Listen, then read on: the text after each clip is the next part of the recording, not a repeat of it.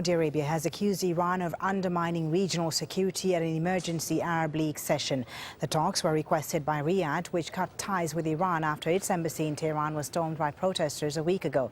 They were angry about the execution of a Saudi Shia cleric. The Iranian threat to Arab internal affairs is quite clear. Iran is using sectarianism as an excuse. Iran has trained terrorists to create chaos. Brothers and sisters, we need our meeting to show our support to our sovereignty, our security, and we need to prevent interference in our internal affairs.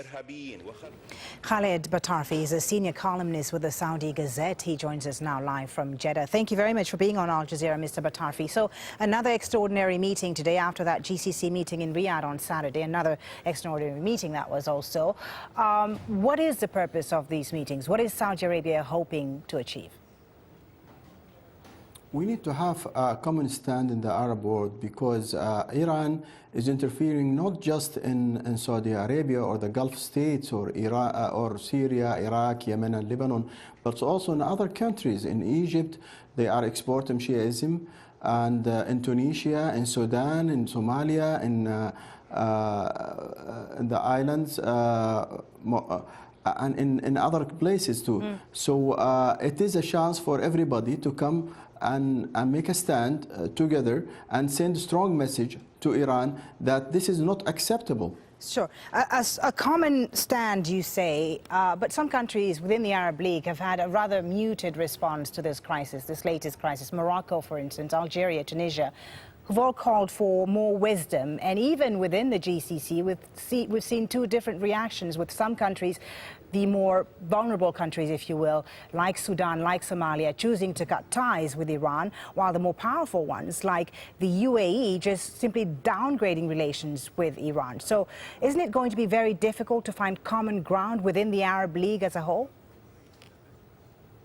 No, even in the GCC summit, conference, there wasn't there wasn't the same stand from everybody. Every individual country has its own relations with Iran. Some of them have suffered more than others. Bahrain, for example, they found many terrorist cells. In Kuwait also. The Emiratis have their islands being occupied. Saudi Arabia have more to worry about. So, but there are other countries like, say, Oman, right, which has very good relations. So I expect this to happen, but at least we could come up with a strong message to Iran, as it happened in the GCC conference. A strong message, Mr. Batarfi, but beyond the strong words and the condemnation, what action really is Saudi Arabia prepared to take? We heard the Saudi foreign minister say that Saudi Arabia is considering taking further measures. What measures precisely? Probably economic measures to further isolate Iran and hurt its economy. But I don't think there is any other things that we could do other than political. So no and, appetite for direct military measures. confrontation then? No. This have been refuted by Prince Mohammed bin Salman strongly, and he said that this is not something any wise man or any, it's not common sense. It won't happen. Okay. What do you respond, sir, to some of Saudi Arabia's critics who said that Saudi Arabia is playing basically this anti-Iran card right now as a pretext to crack down on domestic dissent and also to deflect attention from Saudi Arabia's internal problems right now? Well, actually, that could be said about Iran, because there is 27 Sunnis now on death row, waiting executions. They've been accused of spreading anti-government calls of overthrowing the government or being members of Salafi groups.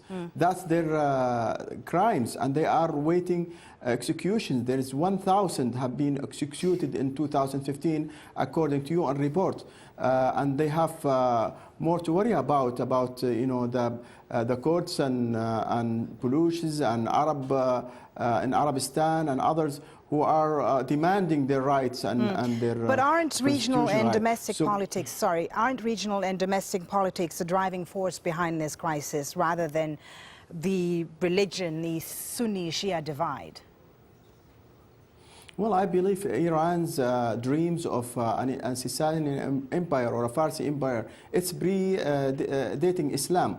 So what they are calling for, or what they are hoping for, is un-Islamic to start with. So not to call it even sectarian, it's un-Islamic. Okay. But they are still hoping and dreaming and working for that project. All right, thank you so much for sharing your views there with us. Khaled Batarfi, senior columnist with the Saudi Gazette, joining us from Jeddah. Now, Iran is denying firing rockets near a fleet of U.S. warships. The U.S. Navy has released a video which it says shows the provocative action as warships sailed into the Gulf.